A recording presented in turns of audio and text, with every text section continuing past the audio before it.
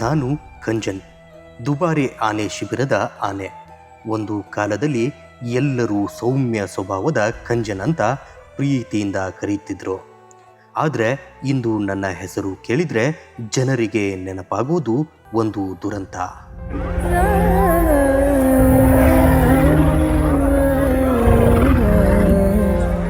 ನನ್ನ ಬದುಕಿನಲ್ಲಿ ದೊಡ್ಡ ಹೆಮ್ಮೆ ಏನಂದರೆ 2023ರಲ್ಲಿ ಮೊದಲ ಬಾರಿಗೆ ಮೈಸೂರು ದಸರಾ ಮಹೋತ್ಸವಕ್ಕೆ ಆಯ್ಕೆಯಾಗಿದ್ದು.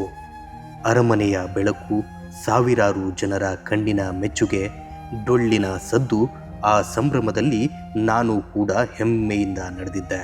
ಆದರೆ 2024ರ ದಸರಾ ತಾಲೀಮಿನ ವೇಳೆ ಮೊದಲ ಬಾರಿಗೆ ನನ್ನ ಕೋಪ ಎಲ್ಲರಿಗೂ ಕಾಣಿಸಿತು. ಊಟದ ವಿಚಾರಕ್ಕೆ ಧನಂಜಯನ ಜೊತೆ ಜಗಳವಾಯಿತು. ಆ ಕ್ಷಣದಲ್ಲಿ ನಾನು ಹೆದರಿಕೊಂಡೆ. ಅರಮನೆ ಆವರಣದಿಂದ ಓಡಿಬಿಟ್ಟೆ. ಜನರು ಭಯಪಟ್ಟರು. ಮಾವುತರು ನನ್ನನ್ನು ಕಷ್ಟಪಟ್ಟು ನಿಯಂತ್ರಿಸಿದರು.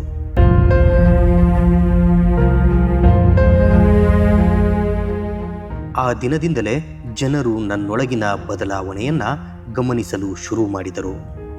ಆದರೂ ನನ್ನನ್ನು ಮತ್ತೆ ನಂಬಿದ್ದರು. ನನ್ನೊಳಗಿನ ಶಾಂತ ಸ್ವಭಾವ ಮರಳಿ ಬರುತ್ತದೆ ಅಂತ ಭಾವಿಸಿದ್ದರು.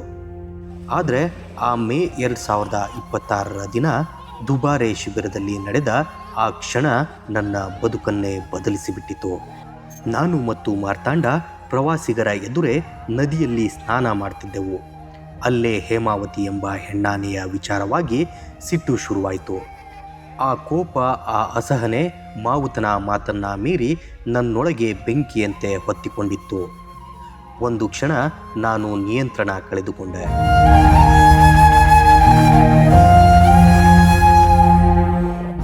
ಮಾರ್ತಾಂಡ ನನ್ನ ಸ್ನೇಹಿತ. ಅವನು ನನ್ನ ಜೊತೆ ಎಷ್ಟೋ ದಾರಿಗಳಲ್ಲಿ ನಡೆದವನು. ಆದರೆ ಆ ದಿನ ನನ್ನ ದಂತಗಳೇ ಅವನಿಗೆ ಮಾರ್ಗವಾದವು. ಅವನ ಹೊಟ್ಟೆ, ಕಿವಿ, ದೇಹದ ಅನೇಕ ಭಾಗಗಳಿಗೆ ನಾನು ಗಾಯ ಮಾಡಿದೆ. ಅವನ ನೋವಿನ ಕಿರುಚಾಟ ಇಂದು ಕೂಡ ನನ್ನ ಕಿವಿಯಲ್ಲಿ ಮೊಳಗುತ್ತಿದೆ.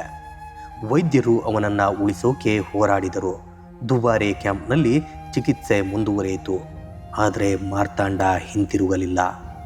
ಆ ದಿನ ನಾನು ಕೇವಲ ಒಬ್ಬ ಆನೆಯನ್ನು ಕಳೆದುಕೊಂಡಿಲ್ಲ, ಒಬ್ಬ ಸ್ನೇಹಿತನನ್ನು ಕಳೆದುಕೊಂಡೆ. ನನ್ನ ಗೌರವವನ್ನು ಕಳೆದುಕೊಂಡೆ. ಜನರ ನಂಬಿಕೆಯನ್ನು ಕಳೆದುಕೊಂಡೆ.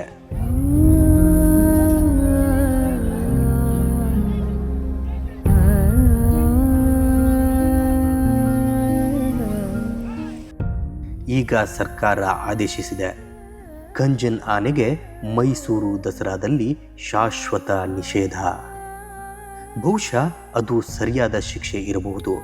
ಯಾಕಂದರೆ ನನ್ನ ಕೋಪ ಒಂದು ಜೀವ ತೆಗೆದುಕೊಂಡಿದೆ. ಇಂದು ಅರಮನೆಯ ಬೆಳಕು ದೂರವಾಗಿದೆ. ದಸರಾ ಮೆರವಣಿಗೆ ದೂರವಾಗಿದೆ. ಜನರ ಚಪ್ಪಾಳೆಯು ದೂರವಾಗಿದೆ. ಉಳಿದಿರುವುದು ಒಂದೇ ಒಂದು ಭಾವನೆ, ಪಶ್ಚಾತ್ತಾಪ.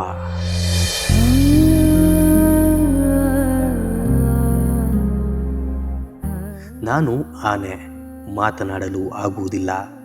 ಆದರೆ ನಮ್ಮೊಳಗೂ ಭಾವನೆಗಳಿರುತ್ತವೆ.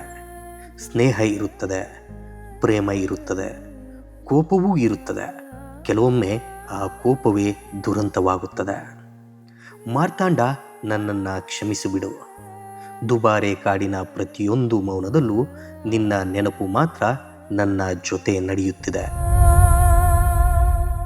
ಇಂತಹ ಡಿಫರೆಂಟ್ ಸ್ಟೋರಿಗಳಿಗಾಗಿ ನೋಡ್ತಾ ಇರಿ ಸುಮನ್ ಟಿವಿ ಕನ್ನಡ.